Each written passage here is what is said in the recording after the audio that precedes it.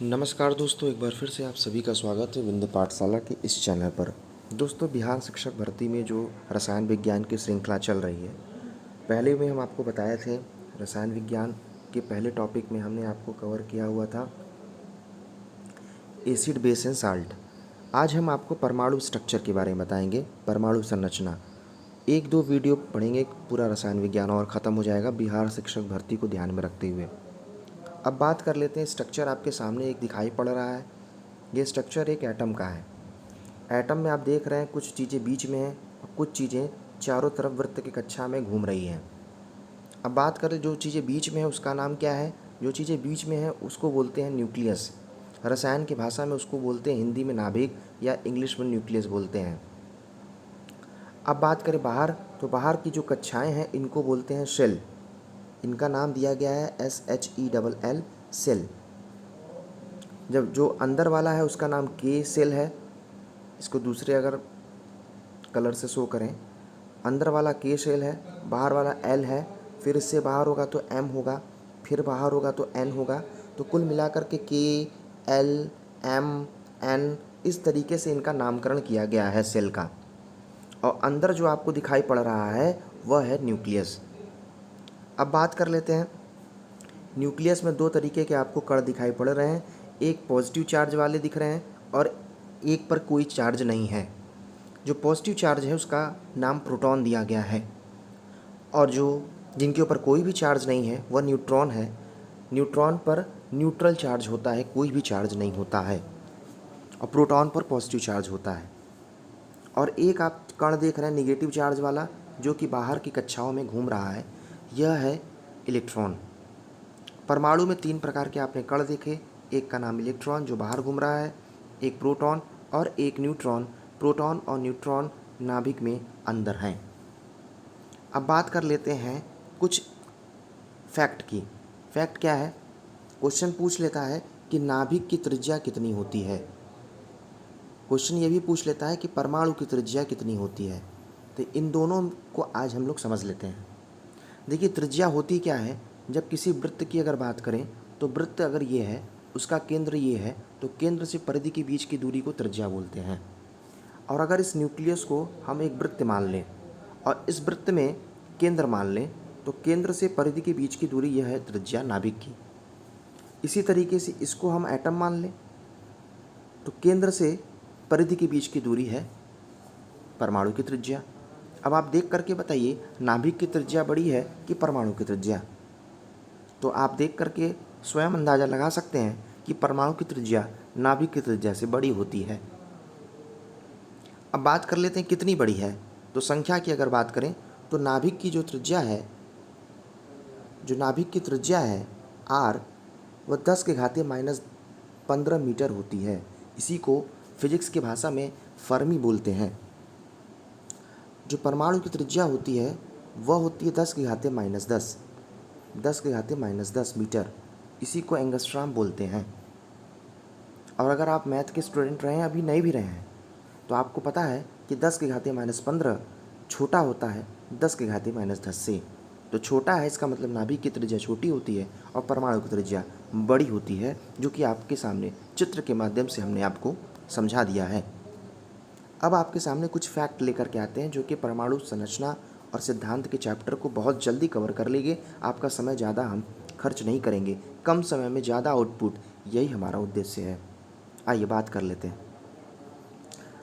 लेते हैं कि आवेश, जो इलेक्ट्रॉन प्रोटॉन के बारे में हमने पढ़ा कि इलेक्ट्रॉन बाहर की कक्षाओं में होता है और अंदर की कक्षा नाभिक में प्रोटॉन और न्यूट्रॉन होता है। इनके बारे में, इन कणों के बारे में थोड़ा सा आइए स्टडी कर लेते हैं। तो जो इलेक्ट्रॉन है इनके ऊपर नेगेटिव चार्ज होता है, प्रोटॉन के ऊपर पॉजिटिव चार्ज होता है, न्यूट्रॉन न्यूट्रल चार्ज होता है, मतलब कोई चार्ज नहीं होता है। इलेक्ट्रॉन की बात करें तो -6 × 10⁻⁻19 कूलाम चार्ज का जो यूनिट होता है, मात्रक होता है, वह कूलाम होता है। और प्रोटॉन उतना ही चार्ज रखता है जितना इलेक्ट्रॉन रखता है, लेकिन यह पॉजिटिव में रखता है, मतलब प्लस चार्ज होता है। न्यूट्रॉन पर कोई चार्ज नहीं होता। अब बात करें भार की, किलोग्राम में, तो इलेक्ट्रॉन का भार जो होता है 9.1 × 10⁻³ 31 किलोग्राम होता है। प्रोटॉन का 1.62 इंटू 10⁻⁻27 किलोग्राम, और उतना ही न्यूट्रॉन का होता है। मतलब प्रोटॉन और न्यूट्रॉन का भार सेम होता है। अब बात करें इलेक्ट्रॉन की खोज किसने की, तो जे थॉम्सन ने की। प्रोटॉन की खोज किसने की, गोल्डस्टीन ने की। और न्यूट्रॉन की खोज किसने की, चैडविक ने की। ये आप याद रखिएगा। भेदन क्षमता मतलब कौन ज़्यादा खतरनाक है, तो न्यूट्रॉन ज़्यादा खतरनाक है, फिर प्रोटॉन, फिर इलेक्ट्रॉन। भेदन का मतलब होता है किसी चीज़ को छेद करके पार कर देना, ये भेदन क्षमता है। अब आइए परमाणु का जो संरचना हमने देखा, गोला गोला वृत्त की तरह जो वृत्तीय कक्षा है, उसका नाम दिया गया है रसायन विज्ञान में। जो कक्षा आप देख रहे हैं उसका नामकरण किस तरीके से किया गया, जो अंदर की कक्षा है उसको के दिया गया, उसके बाहर की कक्षा को एल दिया गया, फिर उसके बाहर की कक्षा को एम दिया गया, फिर सबसे बाहर एन दिया गया, और है तो ओ दिया गया, उससे बाहर है तो पी दिया गया। तो इस तरीके से जो ऑर्बिट है, जो कक्षा है, उनको बांटा गया है। आगे चल कर आप देखेंगे कक्षाओं को भी कई भागों में बांटा गया, जिसका नाम उपकक्षा है। आइए आगे चलते हैं। अब देखिए, जब आप देख रहे थे कक्षा के बारे में पढ़ रहे थे, तो सबसे छोटा कक्षा के है, फिर एल है, फिर एम है। इन्हीं तीनों कक्षा के बारे में बेसिक में हम पढ़ लेते हैं। जो के कक्षा है, इसमें इलेक्ट्रॉन घूमते रहते हैं। अब ये अपने मन से नहीं घूमते, इनके भी एक नियम है। कि जो कक्षा है इसका एनर्जी लेवल बहुत कम होता है, इसमें 2 इलेक्ट्रॉन घूमते रहते हैं। क्यों? एक फॉर्मूला याद रखिएगा, 2n²। अगर आप पहली कक्षा में हैं तो n की बराबर 1 रखिए, दूसरी कक्षा में है n का मान 2 रखिए, तीसरी कक्षा में है n का मान 3 रखिए। ये बताएगा कि किस कक्षा में कितने इलेक्ट्रॉन होंगे। जैसे हमारे स्कूलों में कक्षाओं में बच्चों की संख्या निर्धारित होती है, इसी तरीके से यहाँ पर भी ये निर्धारित है कि के कक्षा में कितने इलेक्ट्रॉन होंगे, एल कक्षा में कितने इलेक्ट्रॉन होंगे, एम कक्षा में कितने इलेक्ट्रॉन होंगे। तो के की बात करें तो सबसे पहले के कक्षा का अगर आपको जानकारी लेना है तो एन का मान 1 रखेंगे, तो मान 1 रखेंगे तो 2 इंटू 1 का स्क्वायर आएगा, तो आ जाएगा 2। मतलब 2 इलेक्ट्रॉन पहली कक्षा में है। अब दूसरी कक्षा में अगर गए तो मैक्सिमम कितने इलेक्ट्रॉन हो सकते हैं, तो दूसरी कक्षा की जानकारी प्राप्त करना है अगर आपको, तो आप ऐसे प्राप्त करिए। दूसरी कक्षा के लिए आप फिर से हम बना दे रहे हैं। दूसरी कक्षा के लिए अगर आपको पता करना है तो n का मान 2 रखिए, तो 2n², 2 स्क्वायर, 2 दूना 4 दूना 8।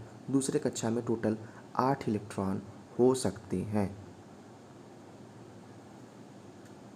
तो ये आपको फार्मूला जो हम बताए हैं 2n², ये आपको बताएगा किस कक्षा में कितने मैक्सिमम इलेक्ट्रॉन हो सकते हैं। आगे चल कर के आप देखेंगे कि कक्षाओं को भी उप कक्षाओं में बांटा गया है। जैसे जो पहला कक्षा देख रहे हैं, इसमें केवल एक प्रकार का उप कक्षा है जिसका नाम स्मॉल s है। दूसरे कक्षा में 2 उप कक्षाएं हैं, एक s है और एक p है। तीसरे में आप देखेंगे, तीसरा कक्षा अगर बनाएंगे तो उसमें 3 प्रकार की उप कक्षा है, s, p और d होती है। तो ऐसे उप कक्षाओं में भी बांटा गया है, कक्षा और उप कक्षा। जैसे कक्षाओं का संख्या निर्धारित है कि किस में कितने इलेक्ट्रॉन हो सकते हैं। जैसे के की अगर बात करें तो के में मैक्सिमम 2 इलेक्ट्रॉन हो सकते हैं, एल में मैक्सिमम 8 इलेक्ट्रॉन हो सकते हैं, एम में मैक्सिमम 18 इलेक्ट्रॉन हो सकते हैं। फार्मूला आप याद ही रखिए, 2n²। इसी तरीके से उप कक्षा की अगर बात करें तो स्मॉल s में मैक्सिमम 2 इलेक्ट्रॉन हो सकते हैं, p में 6 इलेक्ट्रॉन हो सकते हैं, d में 10 हो सकते हैं, f में 14 हो सकते हैं।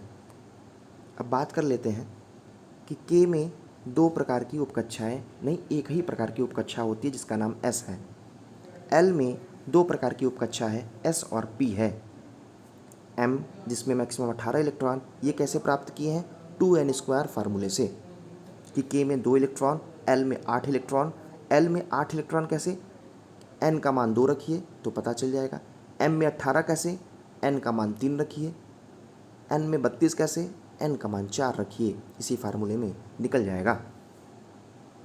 अब एक बहुत ही महत्वपूर्ण और कॉमन क्वेश्चन जो पूछ लिए जाते हैं, एटॉमिक नंबर और एटॉमिक मास, परमाणु क्रमांक और परमाणु द्रव्यमान। जैसे कोई भी हम आपके सामने एक तत्व के नाम लिख रहे हैं, जैसे ये कार्बन है, कार्बन में नीचे लिख दिए हम 6, ऊपर लिख दीजिए 12। अब ये क्या शो करता है? अगर आप रसायन विज्ञान के स्टूडेंट रहे हैं तब तो आप बड़े भली बात ही जानते होंगे। अगर आपका रसायन विज्ञान से नाता कम रहा है तो इसमें थोड़ी सी समस्या हो सकती है। ये है ऊपर आपका 12, ये है नीचे 6। 6 को बोलते हैं जो नीचे की तरफ लिखे रहते हैं, इसको आप जेड बोलते हैं, इसको रसायन की भाषा में जेड बोला जाता है। यह एटॉमिक नंबर है।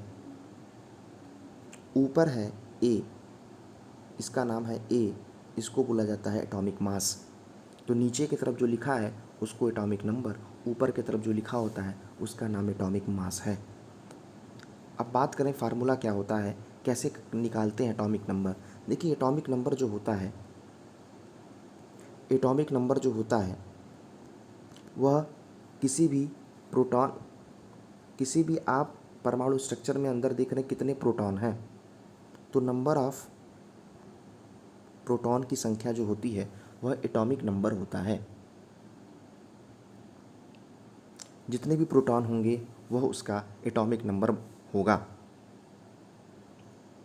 एटॉमिक मास क्या होता है? प्रोटॉन की संख्या प्लस न्यूट्रॉन की संख्या। इसका मतलब जो नाभिक में जितने भी कण हैं उनका जो मास अगर आप ऐड कर लें, नंबर ऐड कर लें, तो वह एटॉमिक मास कहलाएगा। आप देख रहे हैं कि एटॉमिक नंबर निकालने में और एटॉमिक मास निकालने में इलेक्ट्रॉनों की संख्या यूज़ नहीं हो रही है, क्योंकि इलेक्ट्रॉन विचरण करते रहते हैं। नंबर निकालना है तो भी हमने प्रोटॉन की बात की, मास निकालना है तो भी हम नाभिक के अंदर गए, प्रोटॉन और न्यूट्रॉन को ऐड किया। तो ये आपके सामने छोटा सा वीडियो एटॉमिक स्ट्रक्चर का था। बिहार शिक्षक भर्ती में अगर आप पार्टिसिपेट कर रहे हैं तो बेस्ट ऑफ लक आपको। तैयारी अपनी जारी रखिए। इसी तरीके से छोटे छोटे वीडियो में हम पूरा कवर करने की पूरा प्रयास करेंगे। धन्यवाद।